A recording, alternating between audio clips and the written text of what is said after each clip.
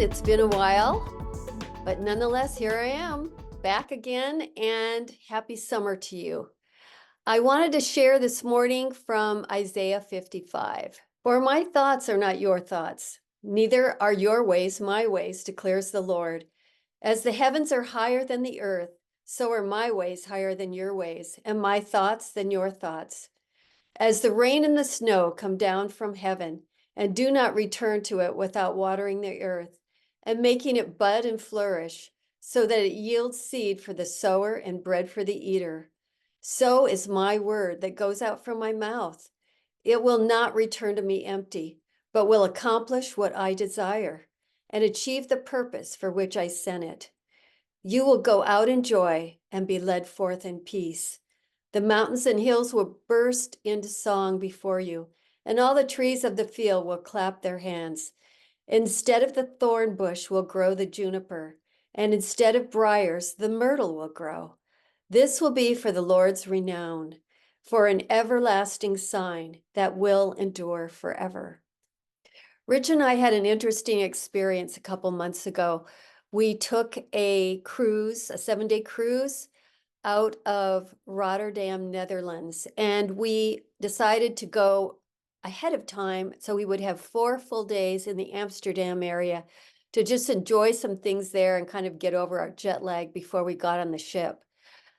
On the way over, Rich realized that he was fighting some kind of bug.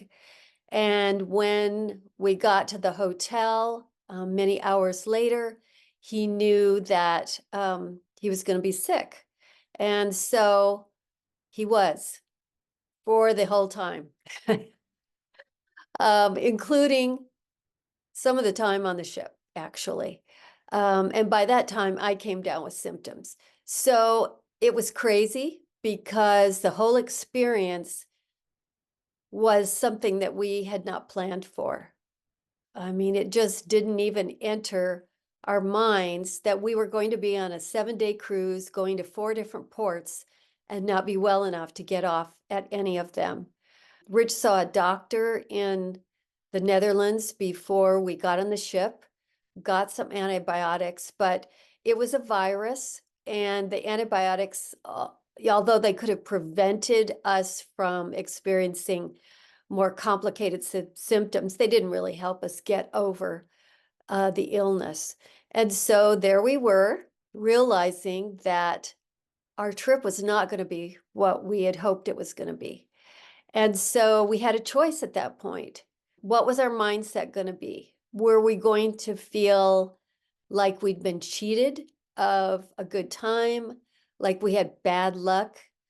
Or were we going to just press into what God had for us during that time and actually have a sense of gratefulness and thankfulness, which isn't easy to do when you're running a fever and coughing a lot. So we chose to be grateful.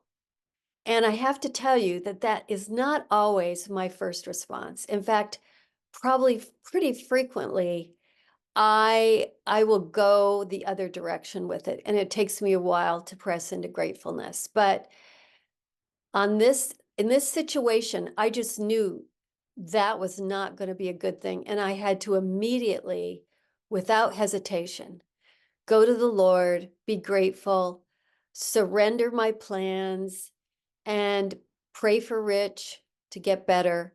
He had a super bad cough and a fever, and it was unsettling. We weren't at home, although we were in a comfortable space there in the hotel.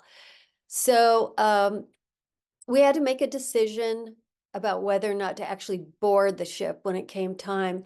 And the day before, that afternoon, when I was out taking a walk, I tried to get out of the hotel every day and take a walk. This was before my symptoms came on, which was really good for me. And so anyway, I was out on a walk one day and I got a text from Rich, and he said, I just took my temperature, my fever's normal, and I'm feeling slightly better. And this was the day before we were supposed to board the ship. And honestly, we weren't sure what to do. We wondered, should we just extend our stay here, get well, and then fly home, or should we go on the cruise?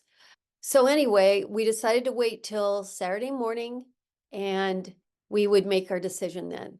And so we woke up, he said, I think I am doing better. I'm headed in the right direction, even though I don't feel all that great.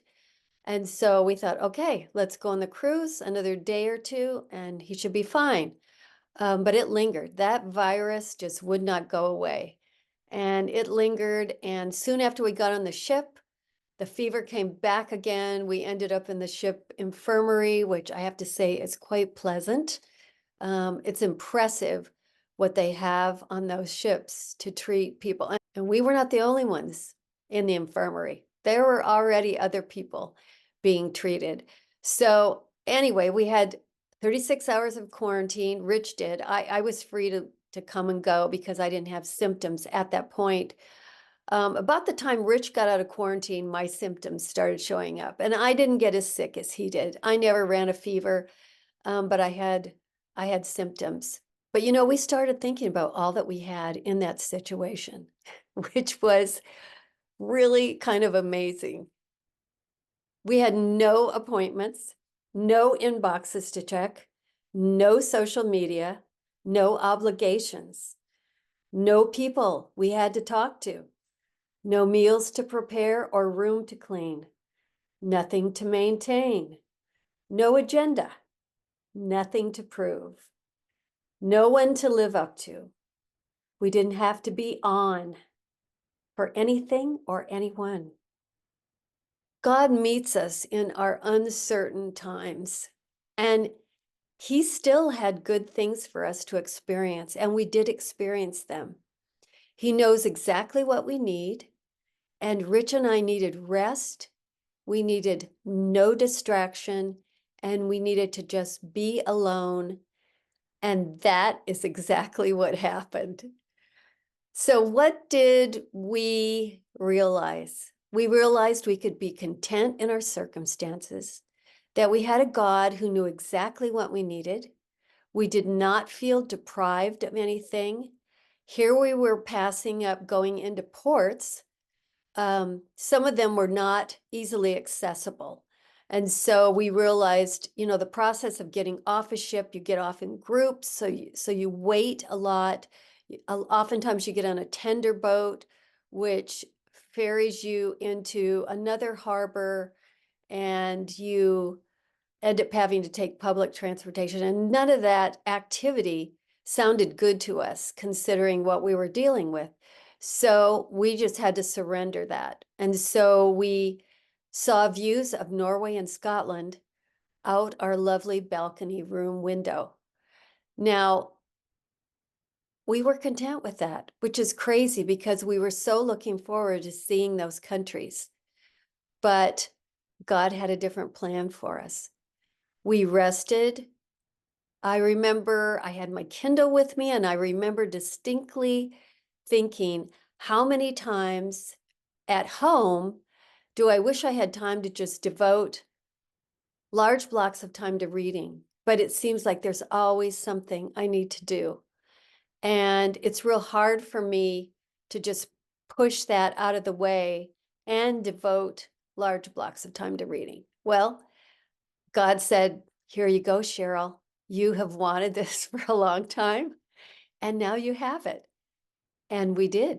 We did. We had all the time in the world to read. We watched a few movies in our room together.